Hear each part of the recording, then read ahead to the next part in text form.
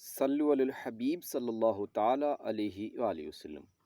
فرمان مصطفیٰ صلی اللہ تعالیٰ علیہ وسلم کہ تم اپنی مجلسوں کو مجھ پر درود پاک پڑھ کر راستہ کرو، کیونکہ یہ درود پاک پڑھنا کل تمہارے لیے باروز قیامت یعنی نور ہوگا۔ صلو علی الحبیب صلی اللہ تعالیٰ علی محمد صلی اللہ علیہ وآلہ وسلم۔ ناظرین کرام، آج کی جو بہت پیاری بات، ایک اسلامک سٹوری، جو انفارمیٹو سٹوری ہے، آپ کی بارگاہ اقدس میں پیش کرنے کی سعادت حاصل کرتا ہوں۔ اس کا جو ٹاپک ہے، جو موضوع رہے گا، وہ ہے وجود باری اور توحید۔ اس کو بیان کیا گیا ہے ناظرین کرام ہمارے پیارے پیارے امام، جس سے میری مراد حضرت امام اعظم رحمۃ اللہ تعالیٰ علیہ کا ایک دریا سے مناظرہ ہے، تو آپ اس سماعت فرمائیں۔ صلو علی الحبیب صلی اللہ تعالیٰ علیہ وآلہ وسلم۔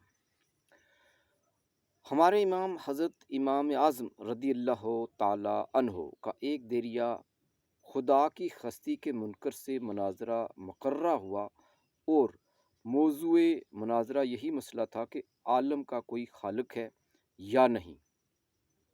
ناظرین کرام، اس مسئلے پر مناظرہ اور پھر اتنے بڑے امام سے، چنانچہ میدان مناظرہ میں دوست دشمن سبھی جمع ہو گئے، بہت ساری گیدرنگ ہوگی وہاں پہ، مگر حضرت امام اعظم وقت مقررہ سے بہت دیر کے بعد مجلس میں تشریف لائے۔ دہریہ نے پوچھا کہ آپ نے اتنی دیر کیوں لگائی؟ آپ رضی اللہ تعالیٰ عنہ نے فرمایا، اگر میں اس کا جواب یہ دوں کہ میں ایک جنگل کی طرف نکل گیا تھا، وہاں ایک عجیب واقعہ نظر آیا، جس کو دیکھ کر میں حیرت میں آ کر وہیں کھڑا ہو گیا۔ وہ واقعہ یہ تھا کہ دریا کے کنارے ایک درخت تھا۔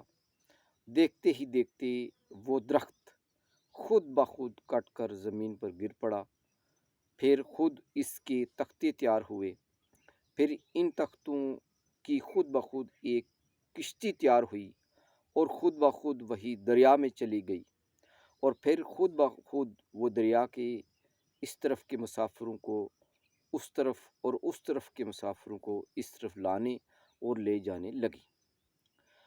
پھر ہر ایک سواری سے خود ہی کرایہ بھی وصول کرتی تھی۔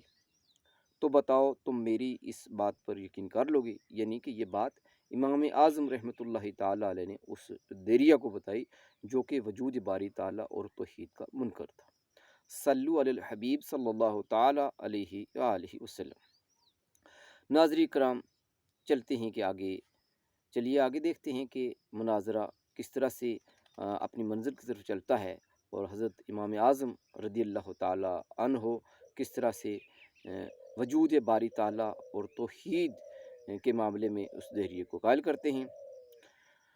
صلو علی الحبیب صلی اللہ تعالیٰ علیہ وآلہ وسلم۔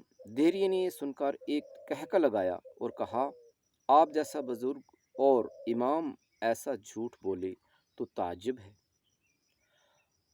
اور بھلا یہ کام کہیں خود بخود ہو سکتے ہیں؟ یعنی ایک سوالیہ انداز میں اس نے امام اعظم رحمۃ اللہ تعالیٰ علیہ کو جواب دیا۔ جب تک کوئی کرنے والا نہ ہو، کسی طرح نہیں ہو سکتے۔ حضرت امام اعظم رحمۃ اللہ تعالیٰ علیہ نے فرمایا کہ یہ تو کچھ بھی کام نہیں ہیں، تمہارے نزدیک تو اس سے بھی زیادہ بڑے بڑے عالی شان کام خود بخود کسی کرنے والے کے تیار ہوتے ہیں۔ یہ زمین، یہ آسمان، یہ چاند، یہ سورج، یہ ستارے، یہ باغات، یہ سدھا قسم کے رنگین پھول اور شیریں پھل، یہ پہاڑ اور یہ چوپائے، یہ انسان اور ساری خدائی بغیر بنانے والے کے تیار ہو گئی ہے۔ اگر ایک کشتی کا بغیر کسی بنانے والے کے خود بخود بن جانا جھوٹ ہے، تو سارے جہان کا بغیر بنانے والے کے بن جانا اس سے بھی زیادہ جھوٹ ہے۔ دہریہ آپ کی تقریر سن کر دم بخود حیرت میں آ گیا اور فوراً اپنے عقیدہ سے تائب ہو کر مسلمان ہو گیا۔ اس کائنات کا یقیناً ایک خالق ہے، جس کا نام اللہ عز و جل ہے، اور وجود باری کا انکار عقل کے بھی خلاف ہے۔ ناظرین کرام، آپ نے سماعت فرمایا کہ ہمارے امام اعظم رحمۃ اللہ تعالیٰ علیہ نے کس پیارے انداز میں اس دہریے کو سمجھایا، کس پیارے طریقے سے ان کو ڈیل کیا، اور اس نے اپنی کفریہ جو عقیدہ تھا اس کا، یعنی کہ اللہ تعالیٰ کے وجود کا وہ انکار کرتا تھا اور توحید کو نہیں مانتا تھا، تو کس پیارے انداز سے انہوں نے اس دہریے کو سمجھایا اور وہ ایمان لے آیا۔ تو اللہ تبارک و تعالیٰ کی بارگاہ اقدس میں دعا کہ اللہ تعالیٰ ہمیں وجود باری تعالیٰ کا قائل بنائے اور توحید پہ ایمان لانے کی توفیق عطا فرمائے، اور جو اسلامی عقائد ہیں ان کو سمجھنے، اس پر عمل کرنے، اسے دوسروں تک پہنچانے کی بھی توفیق رفیق عطا فرمائے۔ صلو علی الحبیب صلی اللہ تعالیٰ علیہ وآلہ وسلم۔ الصلاۃ والسلام یا رسول اللہ وعلی آلک و اصحابک یا حبیب اللہ۔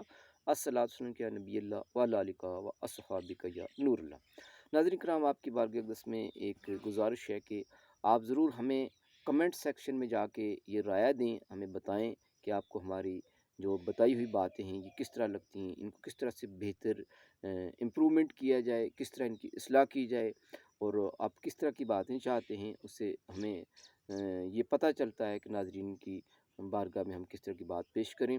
صلو علی الحبیب صلی اللہ تعالیٰ علیہ وآلہ وسلم۔